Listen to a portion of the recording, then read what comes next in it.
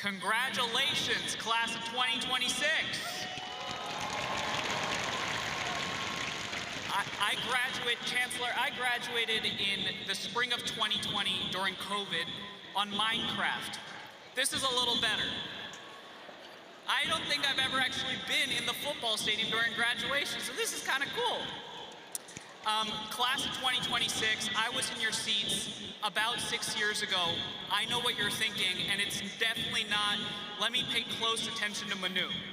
But I want to say two things that are essential, and they actually come from Chancellor Lyon's speech. Berkeley is a promise. We teach people not what to think, but how to think. And you have an opportunity to take that ethos forward.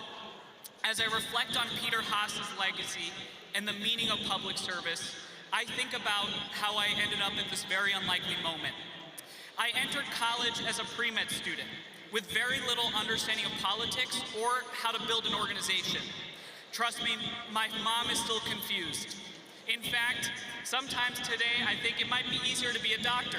But as Chancellor said, if you go to Berkeley, you got to give back something to the country, and I thought maybe we might do something about it. So how did we get here today? I want to take you back to a day that changed everything. February 2nd, 2017. You saw in the video, but I was a young freshman, and around 5:30 p.m., a provocative speaker was taking the stage at MLK Student Union when helicopters flew overhead, media trucks zoomed by, and the sounds of glass breaking rang throughout Sproul Plaza. This protest, one of the largest in UC Berkeley's history, would spark a national conversation about free speech, campus safety, and inclusion.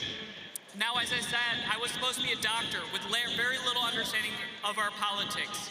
Instead, that night, I was having a fundamentally human experience. I was struck by the violence and pain on campus. I was saddened to see my fellow students divided by national news.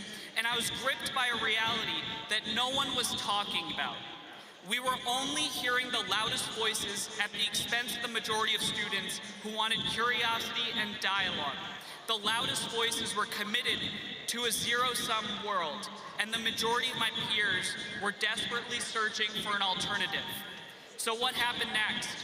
1 week after one of the largest protests in Berkeley's history, a group of politically uninterested Haas, STEM, and business students had an incredibly naive idea. Let's bring the protested and the protesters for a conversation. Don't worry. It was met with the same nervous reception. As expected, this conversation barely happened. It was like that awkward Thanksgiving dinner. But then my friend Ross, co-founder and chief operating officer of BridgeUSA and a partner in crime, had a simple yet profound idea. Let's lead with our common humanity. What brings us here? Where are we from? What do we truly value? You know, the things that make us human that are bigger than our political labels. The next 75 minutes of that discussion changed the trajectory of my life because it revealed the chink in the armor of the division industrial complex in our country. We radically overestimate how divided we are, and we are radically underestimating the power of the human story.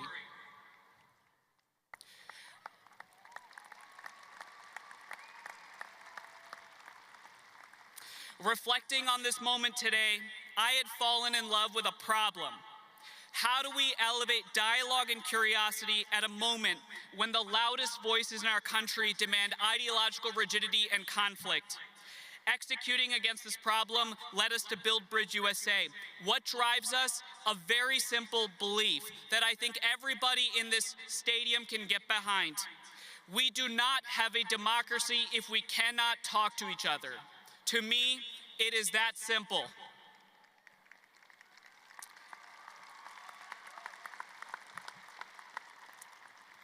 Never would I have imagined that almost 10 years after starting BridgeUSA, I'd be addressing my alma mater. Everyone in this side of the stadium, if you want the truth, I barely got in and I barely got out. I found out I graduated in August. Graduation was in May. We're still trying to figure things out, but I guess I'm here to tell you it works out.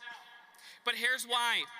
Because public service is all about falling in love with a problem and pursuing it regardless of the probability of success. I think that was the legacy of Peter Haas, and I think that's the legacy of Berkeley. Here's what I'll end with.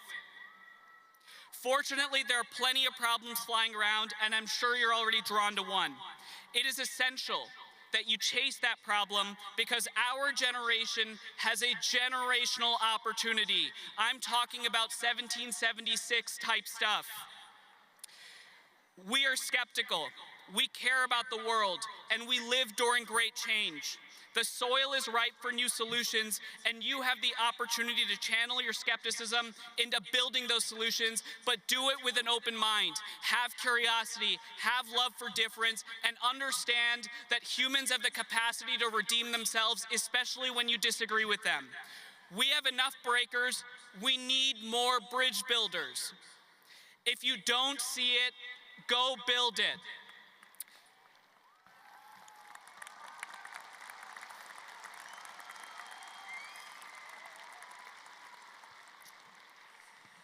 This July 4th, we the people will celebrate the 250th anniversary of the Declaration of Independence.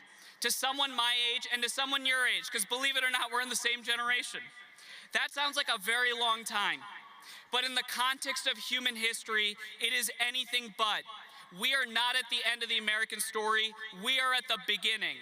You are the public servants, the pioneers, the bridge builders that this ambitious American experiment depends on. Ensuring that the next 250 years pushes the moral arc of the universe closer to the ideal requires us to fall in love with the many thorny problems affecting society. I'm so grateful to accept this honor on behalf of the BridgeUSA movement. This is something dedicated to our thousands of students that are fighting conflict with conversation, and I cannot wait to see how you will serve the world. Thank you so much, congratulations. Thank God this is not Minecraft, and go Bears.